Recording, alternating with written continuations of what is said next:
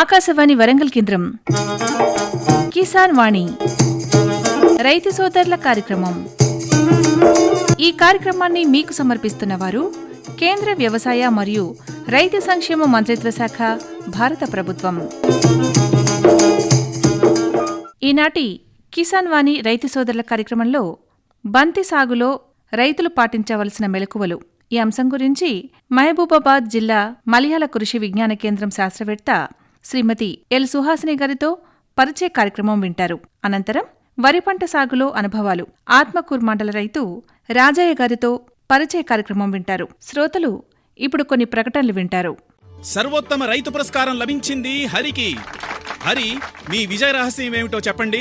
రైతు మిత్రులారా, మీరు కూడా మీ పొలాల్లో అధిక పంటను పండించగలరు. అదెలా? ఎప్పుడు ఏ సమస్య వచ్చినా వెంటనే కలపండి ఈ నెంబరు 1800 ఇది ఎవరి నంబర్ బాబు? కిసాన్ కాల్ సెంటర్ది. అక్కడ విశేషజ్ఞులు మీ పొలం సమస్యలకు వెంటనే పరిష్కారం చెప్తారు. అదేంటయ్యా, విశేషజ్ఞులు అన్ని సమయాల్లోనూ దొరుకుతారా? తప్పకుండా దొరుకుతారు. ఏడాదిలో 365 రోజులును, అది కూడా ఉదయం 6 గంటల నుంచి రాత్రి 10 గంటల దాకా. మరైతే ఎక్కువసేపు మాట్లాడితే డబ్బు చాలా అవుతుందిగా. ఖర్చు లేనే లేదు. మొబైల్ పై గానీ ఇతర ఫోన్ తో కానీ కిసాన్ కాల్ సెంటర్ కి ఉచితంగా కాల్ చేయవచ్చు. సలహాకి కూడా ఖర్చు ఉండదు. నిజంగా? 16 అనాల నిజం. రైతు సోదరులారా, పంట సమస్యల గురించి మీ భాషలో వెంటనే సమాధానం కోసం పూర్తి భారతదేశంలో ఏ ఫోన్ నుంచైనా జాతీయ హెల్ప్ లైన్ నంబర్ 1800-11800-1551తో ఉచితంగా సంప్రదించండి. రైతు మిత్రుడు కిసాన్ కాల్ సెంటర్. ఇప్పుడు వినండి, బంతి సాగులో రైతులు పాటించవలసిన మెలకువలు ఈ అంశం గురించి మహబూబాబాద్ జిల్లా మలయాళ కృషి విజ్ఞాన కేంద్రం శాస్త్రవేత్త శ్రీమతి ఎల్ సుహాసిని గారితో పరిచయ కార్యక్రమం. పరిచయకర్త అర్షం సదానందం గారు. కృషి విజ్ఞాన కేంద్రం మల్యాల మహబూబాబాద్ జిల్లాకు చెందిన సబ్జెక్ట్ మ్యాటర్ స్పెషలిస్ట్ హార్టికల్చర్ విభాగం అధికారి ఎల్ సుహాసిని గారు మన ఆకాశవాణి స్టూడియోలో ఉన్నారు. వారి అయిన విలువైన సమయాన్ని కేటాయించి మన ఆకాశవాణి శ్రోతలకు సలహాలు, సూచనలు అందించడానికి సిద్ధంగా ఉన్నారు. బంతి సాగులో మెలకువలనే అంశం మీద మాట్లాడతారు. నమస్కారం అండి సుహాసిని గారు. నమస్తే అండి. సుహాసిని గారు, ఈ బంతి సాగులో మెలకువలపై మీదైన సలహాలు, సూచనలు అందించండి. ఈ బంతి సాగుకు వాతావరణం మరియు నేలలు ఎలా ఉండాలో చెప్పండి మరి. సో బంతిని మనం అన్ని వాతావరణ పరిస్థితులలో పెంచుకోవచ్చండి. అది వర్షాకాలమైన, శీతాకాలమైన, వేసవికాలమైన మనం పండించుకోవచ్చు. కాకపోతే మనకి 14 నుండి 28 డిగ్రీల ఉష్ణోగ్రత వద్ద బంతి బాగా పెరుగుతుంది. సో నీడ ప్రదేశాలు మన ఈ బంతి సాగుకు అనుకూలం కాదండి. ఇక నేలల పరిస్థితులకు వచ్చినట్లయితే సారవంతమైన గరప నేలలు అనేవి బంతి సాగుకు అనుకూలం. అలానే నేల ఉదజని సూచిక చూసుకున్నట్లయితే మనకి 7 నుంచి 7.5 ఉన్న నేలలు బంతి సాగుకు అనుకూలం. ఈవెన్ మనం బంతి బరువు నేలల్లో కూడా మనం బంతి సాగును చేసుకోవచ్చు. కాకపోతే మురుగునీరు పోయే సదుపాయం కల్పించుకుంటే మంచిది. ఈ బంతిలో రకాల గురించి వివరించండి మరి. సో బంతిలో కనుక చూసుకున్నట్లయితే మనకు 2 రకాలు అందుబాటులో ఉన్నాయండి. ఒకటి ఆఫ్రికన్ బంతి రకాలు, 2 ఫ్రెంచ్ బంతి రకాలు. సో ఆఫ్రికన్ బంతి రకాలు మనకు వాణిజ్యపరంగా అందుబాటులో ఉన్నాయి. రైతులు కూడా అవే ఎక్కువగా సాగు చేస్తున్నారు. సో ఆఫ్రికన్ బంతిలో కూడా మనకు పసుపు, నారింజ అండ్ తెలుపు రంగులు అందుబాటులో ఉన్నాయండి. సుహాసిని గారు, బంతిలో నారుని పెంచుకోవడం ఎలా పద్ధతి చెప్పండి మరి. బంతిని మనం విత్తనం ద్వారా వ్యాప్తి చేస్తామండి. సో మనకి ఎకరానికి కనుక చూసుకున్నట్లయితే 800 గ్రాముల విత్తనం మనకు సరిపోతుంది. ఒకవేళ మెలక శాతం కనుక ఎక్కువగా ఉన్నట్లయితే ఒక ఎకరానికి మనకు 400 గ్రాముల నుంచి 500 గ్రాముల వరకు విత్తనం సరిపోతుంది. సో ఈ విత్తనాన్ని మనం ఎత్తైన నారుమల్లపై కానీ లేకపోతే ప్రోట్రేలలో కానీ సాగు చేసుకున్నట్లయితే మనం బలమైన నారును పొందవచ్చు. ఇంకా చెప్పాలంటే ప్రోట్రేలలో కనుక మనం ఈ బంతి నారును కనుక పెంచుకున్నట్లయితే ఆరోగ్యవంతమైన నారును మనము పొందవచ్చు. నారుమడిలో నారుకుళ్ళు తెగుళ్లను ఎలా నివారించాలో చెప్పండి మరి. సో జనరల్ సాధారణంగా ఏంటంటే ఈ నారుకుళ్ళు తెగులు అనేది నారుమల్లలో ఎక్కువగా ప్రబలుతుంది. ఈ మధ్యకాలంలో మామూలుగా ఈ తేమ అధికంగా ఉండడం వల్లనో నీరు ఎక్కువగా నిలవటం వల్ల ఈ నారుకుళ్ళు తెగులు అనేది వ్యాప్తిస్తుంది. సో దీని నివారణకు మనం నారుమల్లను పరిశుభ్రంగా ఉంచుకోవడం, వర్షాలు వచ్చినప్పుడు నీటిని మనం తీసేయడం, అలానే నీరు నిల్వకుండా చూసుకోవడం లాంటి పరిస్థితులు కల్పించినట్లయితే ఈ నారుకుళ్ళు తెగుల్ని మనం ప్రబలకుండా చూసుకోవచ్చు. అలాగనే కాపర్ కాపర్ ఆక్సీ క్లోరైడ్ 3 గ్రాములు పర్ లీటర్ కానీ లేదా క్యాప్టాన్ 2 గ్రాములు పర్ లీటర్ కానీ కలుపుకొని ఈ నాజిల్ తీసేసి ఈ వేర్లు బాగా తడిచేలాగా మొక్కల మీద పిచికారీ చేసుకున్నట్లయితే మనం ఈ నారుకుళ్ళు తెగుల్ని ప్రబలకుండా చూసుకోవచ్చు. అదేవిధంగా ఈ మధ్య కాలంలో వస్తున్నటువంటి ఈ ప్రోట్రే నర్సరీ ద్వారా గనక మనం విత్తనాలను పెంచుకున్నట్లయితే ఈ నారుకుళ్ళు తెగులు అసలు మొత్తానికే రాకుండా చూసుకోవచ్చు. ఎన్ని రోజుల నారుని ప్రధాన పొలంలో నాటుకోవాలో చెప్పండి మరి. సో మనకి సాధారణంగా 25 నుంచి 30 రోజుల వయసు ఉన్నటువంటి 3 నుంచి 4 ఆకులు కలిగినటువంటి మన ఈ నారును గనక మనం ప్రధాన పొలంలో నాటుకున్నట్లయితే మనకి ఎక్కువగా తొందరగా చెట్లు అనేవి 3 నుంచి 4 ఆకులు ఉన్నటువంటి నారు మొక్కలు ప్రధాన పొలంలో నాటుకోవడానికి అనుకూలం. సో ఇలాంటి మొక్కలను గనక మనం ప్రధాన పొలంలో నాటుకున్నట్లయితే అవి ఎక్కువగా ఎస్టాబ్లిష్ అవ్వడానికి బాగా ఛాన్సెస్ ఉంటాయి. సుహాసిని గారు, ఈ బంతిని ఎప్పుడు నాటుకోవచ్చు, ఎలా నాటుకోవచ్చు చెప్పండి మరి. సో బంతిని మనం అన్ని కాలాల్లో సాగు చేసుకోవచ్చు అండి. వర్షాకాలం, శీతాకాలం, వేసవికాలం, ఎలాంటి వాతావరణ పరిస్థితులైనా ఎలాంటి కాలాల్లోనైనా మనం సాగు చేసుకోవచ్చు. ఒక నెల తేడాతో జూలై మొదటి వారం నుంచి ఫిబ్రవరి మొదటి వారం వరకు కూడా మనం బంతిని సాగు చేసుకోవచ్చు. సో అలా నాటుకున్నటువంటి మొక్కల నుంచి మనకు అక్టోబర్ నుంచి ఏప్రిల్ వరకు మనకు మొక్కల నుంచి పూలు సరఫరా అవుతూనే ఉంటాయి. కాకపోతే ఏంటంటే మనకు పండగ సీజన్లో బంతికి బాగా డిమాండ్ ఉంటుంది. సో అందుకని మనము పండగకి ఒక 60 రోజుల ముందు గనక బంతిని గనక మనం నాటుకున్నట్లయితే రైతులకి ఎక్కువగా లాభాలు చేకూర్చే అవకాశం ఉంటుంది. అలానే ఈ సెప్టెంబర్ నుంచి అక్టోబర్ పంట నుంచి వచ్చే బంతి పూలకి నాణ్యత ఎక్కువ ఉంటుంది. సో అలాంటి పూలను గనక మనం మార్కెట్లో అమ్ముకున్నట్లయితే రైతు ఎక్కువగా లబ్ధి పొందే అవకాశాలు ఉన్నాయి. ఈ మొక్కల మధ్య దూరం ఎంత ఉండవచ్చు, ఎంత ఉండాలో చెప్పండి మరి. సో మనకి F1 హైబ్రిడ్స్ మార్కెట్లో అందుబాటులో ఉన్నాయండి. F1 హైబ్రిడ్స్ ఆఫ్రికన్ రకాలకు మనకు చూసుకున్నట్లయితే 60 నుంచి 45 సెంటీమీటర్ల దూరంలో నాటుకోవాలి.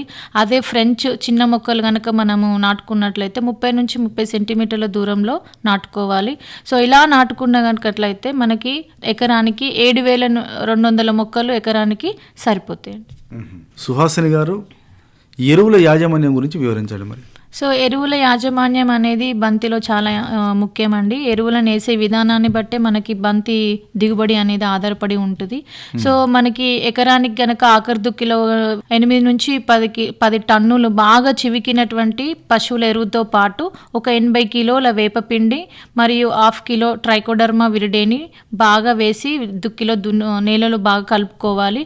అదేవిధంగా ఒక ఎకరానికి మనకి ఆఖరి దుక్కిలో 78 కిలోల యూరియా మరియు 225 కిలోల సూపర్ ఫాస్ఫేట్ అండ్ 50 కిలోల మ్యూరేట్ ఆఫ్ పొటాష్ని కనుక మనం వేసుకున్నట్లయితే పూల దిగుబడి మనకి ఎక్కువగా వస్తుంది. అదేవిధంగా మనకి బంతి నాటిన 40 రోజుల తర్వాత కూడా మనము 30 కిలోల నత్రజనిని యూరియా రూపంలో గనక పైపాటిగా అందిస్తే పూల దిగుబడి అనేది ఎక్కువగా పెరుగుతుంది. బంతిలో తలలు తుంచడం గురించి వివరిస్తారా మరి. సో ఈ ఆఫ్రికన్ హైబ్రిడ్ రకాలు ఏంటంటే అండి బాగా పెరిగిపోతాయి. నిటారుగా పెరగడం వల్ల పైన మాత్రమే చివరి మొగ్గ ఏర్పడుతుంది. ఇక పక్క కొమ్మలు ఏవి కూడా తర్వాత లేటుగా ఏర్పడతాయి. సో అందుకని ఈ తలలు తుంచడం అనేది చాలా ముఖ్యమైన అంశము బంతిలో. సో మనం బంతిని నాటుకున్న తర్వాత 40 రోజులకు గనక ఈ తలలు తుంచినట్లయితే మనకి తొందరగా పక్క కొమ్మలు అనేవి ఏర్పడతాయి. సో దీనివల్ల ఏంటంటే మనకు మొక్క ఆకృతి మంచిగా అవుతుంది. అలాగనే ఎక్కువ మొత్తం ఒకే పరిమాణంలో గల బంతి పూలను మనం పొందవచ్చు. సో దీని ద్వారా పూలు కూడా ఒకేసారికి కోతకు వస్తాయి.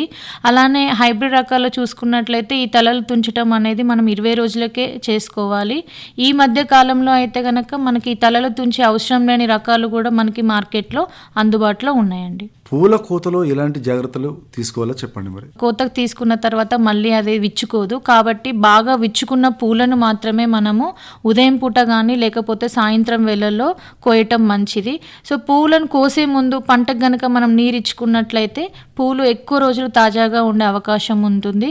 అలానే కోసిన తర్వాత కూడా పూలను ఎక్కువసేపు ఎండకు ఉంచకుండా తడిపిన గోనె సంచుల్లో కానీ లేకపోతే వెదురు బుట్టల్లో కానీ ఉంచి తడిగుడ్డిని పైన కప్పినట్లయితే పూలు ఎక్కువసేపు తాజాగా ఉండే అవకాశము ఉంది.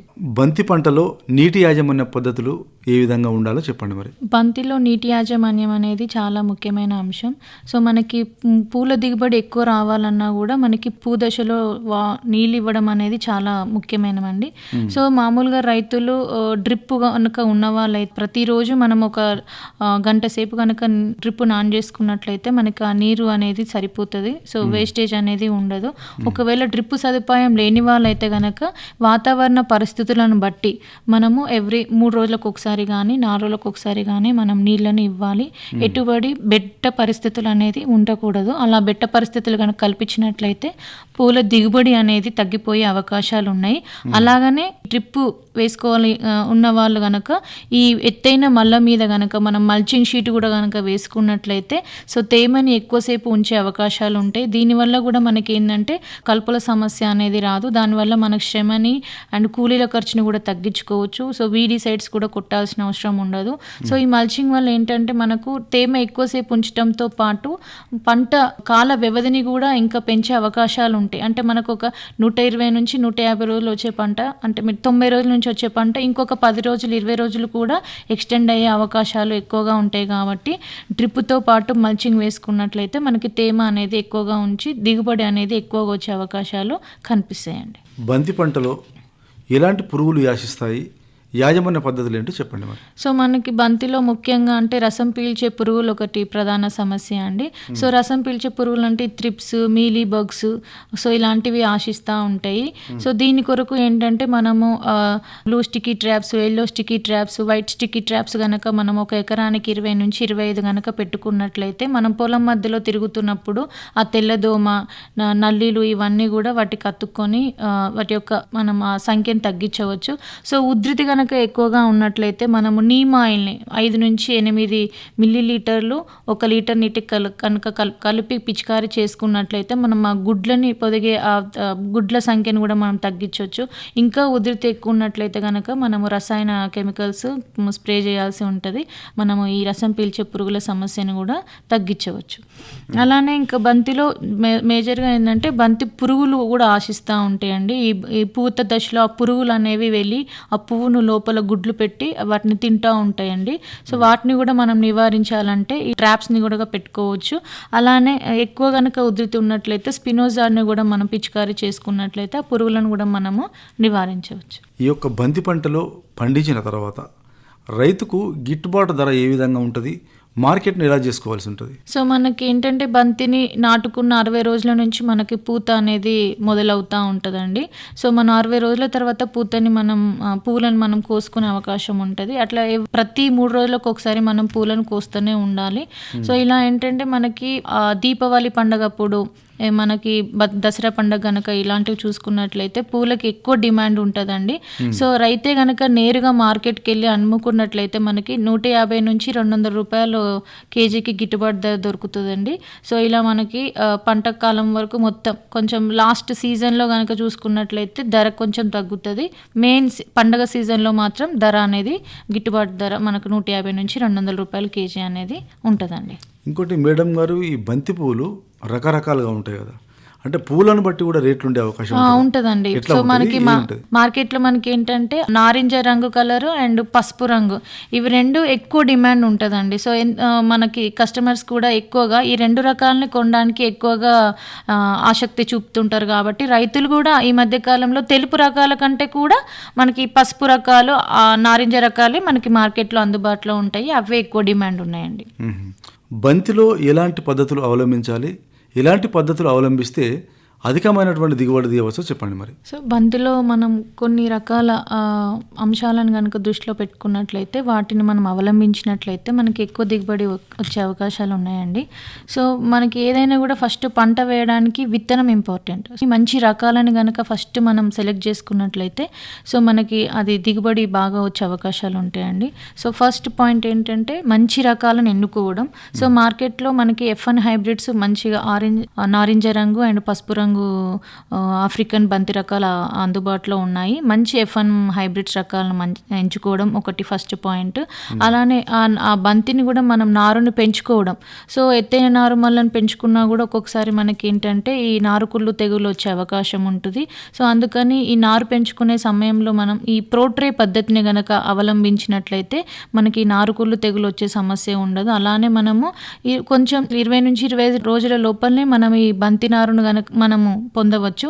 సో ఆరోగ్యవంతమైన బలమైన నారుని మనం ఈ ప్రోటరీ పద్ధతి ద్వారా పొందవచ్చు. థర్డ్ మెథడ్ ఏంటంటే ఈ మనం చదును మల్లలో కాకుండా ఎత్తైన మల్లను చేసేసుకొని సో ఒక 90 సెంటీమీటర్ల వెడల్పు 1 మీటర్ పొడవు గల అంటే ఎంత మేరకు అంత పొడవు చేసేసుకొని కొంచెం ఒక 30 సెంటీమీటర్ల ఎత్తులో గనక మనం బెడ్లను చేసేసుకొని వాటి మీద గనక మనము ఈ బంతి నారును ప్రధాన పొలంలో నాటుకున్నట్లయితే సో మనకి ఈ వర్షాకాలంలో ఈ ఎలాంటి తెగుళ్ళు ఆశించకుండా ఉంటుంది. అలానే కనుక ఈ ఎత్తైన మల్లలో కనుక మనం పెంచుకున్నట్లయితే ఏంటంటే పూల కూడా మనకు దిగుబడి పెరుగుతుంది.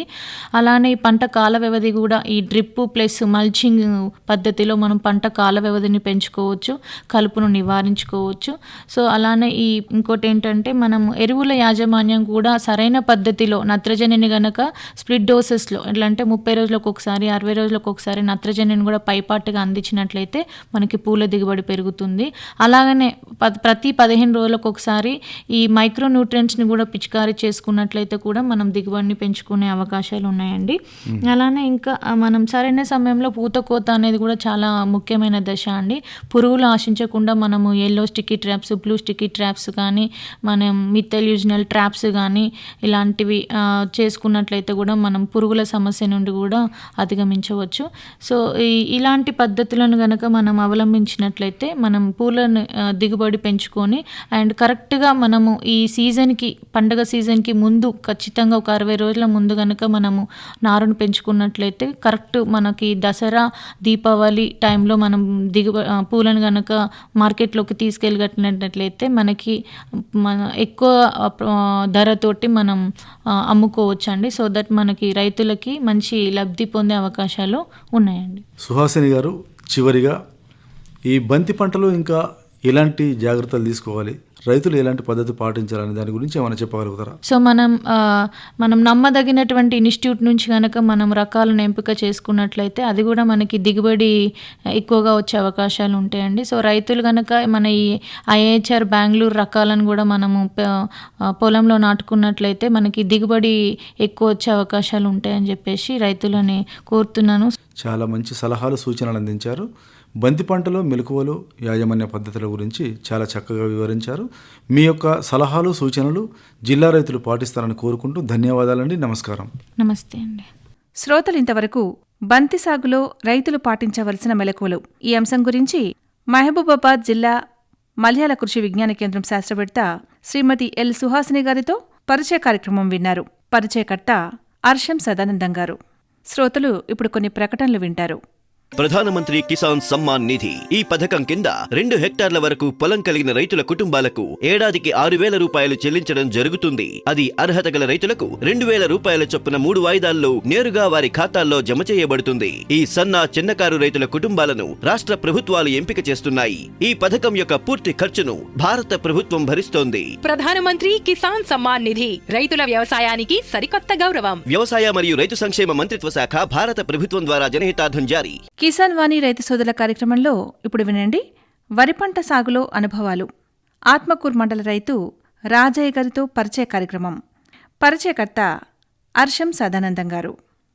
రాజయ్య గారు, ఈ ఖరీఫ్ సీజన్లో వరి పంటను ఏ విధంగా పండించాలనుకుంటున్నారు? ఏ విధంగా ఇప్పుడు సిద్ధమవుతున్నారు పంటలు పండించడానికి? వరి పంట అంటే ఫస్ట్ ఎన్నుకోవాల్సింది ఏంటిది అని అంటే విత్తనం అసలు మంచి విత్తనం ఎన్నుకోవాలి. దుకాణం కాడికి పోయే బదులు విత్తనం తీసుకునే ముందు ఎక్కడైతే విత్తనం శుద్ధి చేస్తారో, ఎక్కడైతే విత్తనం మిల్లు ఉందో ఆ మిల్లు కాడికి పోయి విత్తనం శుద్ధి చేసింది తీసుకొని వాళ్ళు ఇచ్చిన దానితో తీసుకొచ్చుకోవాలి. అంతే తప్ప కానీ బయట షాపులలో కొని బయట కాడ కొని లేకుంటే ఇంట్లో తీసుకుపోయి పోసుకుంటే ఆ రైతుకి ఏమవుతుంది అని అంటే తెగుళ్ళు వస్తాయి. నారు పోసిన వెంటనే 15 రోజుల వరకే తెగుళ్ళు వస్తాయి. తెగుళ్ళు వచ్చిన వెంటనే ఆ నారు దెబ్బతింటుంది. దెబ్బతిన్న తర్వాత పొలము నాటేసేటప్పుడు ఎకరానికి 30 కేజీలు పోసుకునే రైతుకు సరిపోతుంది మంచి విత్తనం తీసుకుంటే ఇంట్లో తీసుకునే బయట షాపులో తీసుకున్నప్పుడు ఏమైతే అంటే అది 30 గుంటలు సరిపోయి 10 గుంటలకే తక్కువ పడుతుంది. బయట 4 గుంటకొచ్చుకోవాలి పీకొచ్చుకోవాలి ఇబ్బంది పడే బదులు ఫస్ట్ మొట్టమొదటిసారిగా నాణ్యమైన విత్తనాలు తీసుకోవాలి. తీసుకొని వడ్లు మంచి మడి చేసుకొని దుక్కి చేసుకొని దుక్కిలో వడ్లు చల్లుకున్న తర్వాత మొలకెత్తిన వెంటనే ఆ చల్లినప్పుడు కూడా వడ్లను మీద తేలకుండా లోపల అన్ని మునిగేటట్టు చేసుకున్నప్పుడే పిట్టెలు కానీ పక్షులు కానీ ఏది బుక్కకుంటున్నప్పుడు నారు మునిగి మంచిగా వడ్లు మంచిగా మునికెత్తి పచ్చదనంతో వస్తాయి. వచ్చిన వెంటనే 15-20 రోజులకు ఓసారి చూసుకొని క్లోరో 25 EC సాఫ్ పౌడర్ అనేది కలుపుకొని నార్మల్ మీద ఒకసారి స్ప్రే చేసుకోవాలి. స్ప్రే చేసుకున్నప్పుడు ఇంకా వచ్చే తెగులు కూడా ఆశించకుండా నీట్గా ఉంటుంది, నారు పెరుగుతుంది. అది 30 కేజీలు మన ఎకరానికి నార్మల్కి సరిపోతుంది. ఒక బస్తా 30 కేజీల బస్తా దాంతో నాటేయగలుగుతాం, సరిపోతుంది. ఇంకా మిగులుతుంది ఇంత రైతుకు. అయితే నాటేసిన వెంటనే 5 రోజులకు రైతులు ఏం చేస్తారంటే ఈ గడ్డెవుడు కలుస్తాడని చెప్పి గడ్డి మందు అనేది చల్లుతారు. అది తప్పు. గడ్డి మందు చల్లడం వల్ల ఏమైతే అనంటే ఆ భూమి యొక్క సారం పోయి అది తేలి సౌడు తేలుతుంది.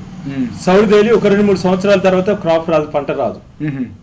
ఎట్టి పరిస్థితుల్లో కానీ గడ్డి మందు చల్లద్దు, చల్లుకోవద్దు. అవసరమైతే నామినీ గోల్డ్ అనేది ఒకటి అది ఉంటుంది. అదొకటి ఉంటే వరి నాటేసినాక 30 రోజుల లోపు నాటేసిన పొలంలో పంపుతోటి స్ప్రే చేస్తే వరి కూడా పచ్చగా వస్తుంది, లోపలి గడ్డి మాడిపోయి ఆగుతుంది. 10 మంది కలుపు పీకే బదులు 2 తోటి పీక్కోవచ్చు ఒక ఎకరాన్ని. సరే, ఇంకోటి రాజయ్య గారు, ఈ వరికి చేనుకు గడ్డి మందు చల్లడం వల్ల గడ్డి చనిపోతుంది. అలాగే గడ్డితో పాటుగా ఈ అంటే వరి కూడా ఖరాబ్ అయ్యే అవకాశాలు ఏమైనా ఉంటాయా? అయితే 15 రోజుల దాకా 20 రోజుల దాకా నారే అది ఏనుకోదు, పచ్చబడదు గడ్డి మందు చల్లడం వల్ల. గడ్డి ఆగిపోతుంది, కొడత పుడితే కానీ ఈ వరికి దెబ్బ వస్తుంది. మళ్ళీ అప్పటికి క్రాప్ అప్పుడు కూడా ఇది ఎఫెక్ట్ పడుతుంది. గడ్డి మందు చల్లకుంటూ ఉండి అదే కలుపుకొని నువ్వు కలుసుకొని చేసుకో. అంతకంటే ఇప్పుడు ఎకరానికి 30 బదులు అవి 40 బస్తాలు అవుతాయి. గడ్డి మందు చల్లద్దు ఎట్టి పరిస్థితులు. తెలియని రైతులు చాలా మంది ఒకరిని చూసి ఒకరు గడ్డి మందు చల్లుతారు. ఎట్టి పరిస్థితులు గడ్డి మందు చల్లద్దు. నువ్వు 10 ఎకరాలు ఉన్నది ఎవడు కలుస్తాడు, కూలి ఎక్కువ అయితే అనుకుంటే అక్కడ క్రాప్ తక్కువ వస్తుంది, అప్పటికి వడ్లు తక్కువ అవుతాయి. దానివల్ల గడ్డి మందు చల్లద్దు. సరే, ఇంకోటి రాజయ్య గారు, గత సంవత్సరం కంటే ఈ సంవత్సరం కాలం భిన్నంగా ఉన్నది. ఏంటంటే ఫస్ట్ టైం మనకు వర్షాలు అసలే కొట్టలేదు. తర్వాత ఈ మధ్య కాలంలో చాలా విస్తారమైన వర్షాలు పడ్డాయి. దీంతో కాలం వెనుకకు వచ్చింది. ఇప్పుడు ఆగస్టు మాసంలో ఉన్నాం మనం. ఈ పాటికే గతంలో అయితే ఎప్పుడో వరలు నాటు వేసిన తర్వాత కలుపు కలిసే పరిస్థితిలో ఉండేది. కానీ ఇప్పుడు ఇంకా కొంతమంది చాలామంది కూడా నాట్లు వేయలేదు. మరి ఇప్పుడు ఎట్లా చేస్తే బాగుంటుంది, ఏం చేస్తే బాగుంటుంది? అయితే వరి పంట అనేది యాసింగ్ అంటేనో 30 రోజులు వేయాలి. వానకాలం నెల 15 రోజులు, నెల 20 రోజులకి వేసినా కూడా ఎఫెక్ట్ పడదు. అయితే ఇప్పుడు ఆగస్టు 15, ఆగస్టు 20 వరకే వేసుకోవాలి. ఆగస్టు 20 దాటిన తర్వాత వేస్తే క్రాప్ చాలా తక్కువ వస్తుంది. ఆగస్టు 20 తర్వాత వేసుకోవద్దు. వేసుకుని బంద్ పెట్టి మొక్కజొన్న, పల్లి చేను ఏదన్నా వేరే పంటలు వేసుకోవాలి తప్ప. కానీ ఇప్పుడు ఆగస్టు 20 వరకు వేసుకోవాలి. దాటిన తర్వాత క్రాప్ చాలా తక్కువ వస్తుంది. వేసుకోవడం బంద్ పెట్టుకోవడమే మంచిది, చాలా మంచిది. అది వస్తాను క్రాప్ తక్కువ వస్తుంది. సరే, ఈ మధ్య కాలంలో వేసుకోవాలనుకుంటే అంటే మనకు దీర్ఘకాలిక పంట కాకుండా స్వల్పకాలికమైనటువంటి వరి విత్తుకుంటే బాగుంటుందా? మరి లేదు, ఇక అది వరి పంట అనేది 3 నెలలకు వచ్చేది వేసుకున్నా కూడా అది క్రాప్ రాదు, బాగా రాదు. కాబట్టి తెలిసిన రైతులు ఎవరు కానీ ఆగస్టు 20 లోపు వేయరు నాటు. దాన్ని తీసేసి మొక్కజొన్న, పల్లికాయో, ఏదో ఒకటి పల్లి చేనో లేకుంటే కంది ఇలాంటివి పోస్తా అంటారు. తెలియని వాళ్ళు వేస్తారు కానీ క్రాప్ రాలేదు, అయ్యో నేను కృషి వేసిన పంట పోతాను బాధపడతారు. కానీ రైతులు అనేవారు వేయకపోవడమే చాలా మంచిది. వేయక పల్లికాయో లేకుంటే పెరడో ఇలాంటివి వేయడం వల్ల క్రాప్ బాగా వస్తుంది. సరే, ఒకవేళ మీరన్నట్టుగానే ఆగస్టు 20 తారీఖు లోపు నాటేసుకోవాలనుకుంటే మరి దీనికి ముందే మనం నారు వేసుకోవాలి కదా, నారు పోసుకోవాలి కదా. మరి నారు ఉండదు కదా, ఎట్లా చేస్తే బాగుంటుంది? ఒకవేళ నారు ఉన్న రైతులు 20 తారీఖు వరకు వేసుకుంటేనో పర్వాలేదు. నారు లేని వ్యక్తులు బాధపడే బదులు మొక్కజొన్న వేసుకోవడం చాలా మంచిది. మొక్కజొన్న, పల్లికాయ అలాంటివి వేసుకోవడం. అదైనా మొక్కజొన్న అంటే ఇప్పుడే వేయరు, సెప్టెంబర్ తర్వాత అక్టోబర్లో వేసుకుంటారు. వచ్చే నెల వరకు ఎండలు కొడతాయి. అప్పుడు మళ్ళీ దుక్కిని సదును చేసుకొని సాగు చేసుకొని ట్రాక్టర్ తోటి సాగు చేసుకొని ఉంచుకొని అప్పుడు మొక్కజొన్న వేసుకుంటే వరి పంట కంటే ఎక్కువ క్రాప్ వస్తుంది. సరే, ఇంకోటి రాజయ్య గారు, ఇప్పుడు మీరు అంతా మీ శరీరం మొత్తం ఇప్పుడు దాదాపు బురదతో కూడుకొని మీరంతా ఇట్లా ఉన్నారు. అంటే మీరు వ్యవసాయం చేస్తున్నారు, వ్యవసాయం భూమిలో నుంచి వచ్చినట్టు కనబడుతున్నారు. ఇప్పుడు మీరు చేసే అంటే వ్యవసాయం ఇప్పుడు ఏ పరిస్థితిలో ఉన్నది, ఎట్లా ఇవాళ ఏం చేసిండ్రు? అయితే ఇంకొకటి ఏంటంటే ఇప్పుడు నాట్లు వేసేవాళ్ళు ప్రతి గ్రామంలో, పల్లెటూళ్ళల్లో నాట్లు వేస్తాను కదా, వెనుకటి వాళ్ళు నాట్లు వేసుకుంటూ వస్తాను. ఇప్పుడు నేర్చుకునే వాళ్ళు లేరు, నాట్లు వేసే వాళ్ళు మనుషులు కూడా దొరుకుతలేరు. కాబట్టి ఇప్పుడు గవర్నమెంట్ అయితే ఏది సిస్టమ్ కొత్త ఇంజన్లు, కొత్త మోటార్లు పెంచిందో ప్రతి రైతు ఆ మిషన్ ఇప్పుడు వరి వేసే మిషన్లు ఉన్నాయి కదా, టెక్నాలజీ అది వాడుకొని ఆడికి పోయి నార్మల్ ఎట్లా పోయాలి, మీరు ఎట్లా వేస్తారు మాకు దానికి అనుభవాన్ని అక్కడికి పోయి తెలుసుకొని, అగ్రికల్చర్ కాడికి పోయి తెలుసుకొని, వాస్తవానికి మిషన్ దగ్గరికి పోయి వాళ్ళు ఇచ్చేది ఏంటి అంటే ఒక ప్లాస్టిక్ కవర్ ఇస్తాడు పెద్దది. ఆ కవర్ ఇచ్చిన తర్వాత ఆ కవర్ కింద పెట్టుకొని మీద ఒక 3 ఇంచులు 4 ఇంచులు మట్టి పోసుకొని దాని మీద నార్మల్ పెంచుకున్న తర్వాత ఒక రోజుకు 10 ఎకరాల పైన వేస్తుంది. అది 10 ఎకరాల పైన వేస్తుంది. అది వాళ్ళే సీడ్ కట్ చేసి అందులో పెట్టి వేసిపోతారు. చాలా ఈజీ. ఇవి ఈ కూల్లోకి ఇచ్చే బదులు, మనుషుల దగ్గర తిరిగే బదులు, పంట సేనకి వేసే బదులు, బాధపడే బదులు ప్రతి రైతు టెక్నాలజీ వాడుకొని వాటితో వేసుకోవడం చాలా ఉత్తమం. సరే, ఇంకోటి రాజా గారు, మీరు అన్నట్టుగా టెక్నాలజీని వాడుకొని వేసుకుంటే మనకు సమయం మిగులుతుంది. కానీ కూలీని నమ్ముకున్నటువంటి రైతుల భృతి పోతుంది కదా, మరి ఎట్లా? అయితే కూలీని నమ్ముకున్న రైతులు భృతి పోతుంది అన్నప్పుడు అయితే ఇప్పుడు నాట్లేసే వాళ్ళు గ్రామానికి 100 మంది 200 మంది ఉండేది సపోజ్. ఇప్పుడు ఒక కనీసం 20 మందికి ఎక్కువ వెళ్తలేరు. దానివల్ల ఇక్కడ నాటేసే వాళ్ళు దొరకలేరు. అట్లా 10 ఎకరాలు వేసేటానికి ఇంకో 10 ఎకరాలు ఆగిపోతుంది, ఎండిపోతుంది, వాళ్ళు ఎరుకవుతుంది, జనాలు దొరకలేరు. అయితే ఇప్పుడు అందరూ పెద్ద కొంతమంది రైతులే తీసుకొచ్చుకుంటారు. అందరు రైతులు ఒకేసారి పోయి తీసుకొచ్చుకోలేరు కదా. వాళ్ళకు దొరుకుతుంది, ఇటు పనికి పని అయితే వాళ్ళకు కూడా కూలి దొరుకుతుంది. ఏ రైతు కానీ తప్పనిసరిగా కింద చూసుకున్న వెంటనే పంపడుకోనో కొనుక్కోనో బతిలాడో బామాడైనా కూడా పట్టుకొని నోవాను క్లోరోఫిటిస్ ఒక్కటి ఏంటంటే ఎన్నో ఇస్తారు. మసిపోయిన అనేది చాలా మందికి వస్తాయి, ప్రతి రైతుకి వస్తుంది. నాకు పోతలేదు అంటారు. కానీ ఇంపార్టెంట్ మసిపోయిన వస్తే వరి పంటలో 40 బస్తాలు లేదు 10 బస్తాలు అవుతుంది. దాని నివారణ ఒకటే, ఏం లేదు, చూసిన వెంటనే ఏది వాడద్దు, నోవాను క్లోరోఫిప్టీఈసి 2 కాంప్రజన్ చేసి పొద్దుటి పూట కొట్టి, అంటే పొలాన్ని ఫస్ట్ 2 ఆరే రింపాలి, నీళ్లు ఆగట్టి పంపు కొట్టి 1 గంట సేపు పడుకుంటే ఇది పొలానికి పైజన్ అవుతుంది. మందు పురుకు పైజన్ అయిన వెంటనే సచ్చేడోజ్ వస్తుంది. దమ్ము ఎగిరేది ఉంటే నీళ్ళు ఉంటే ఎంబడే నీళ్ళని మనం బయటకు వెళ్ళి కొడితే పురుగు లేకుంటే వెళ్ళిపోతుంది.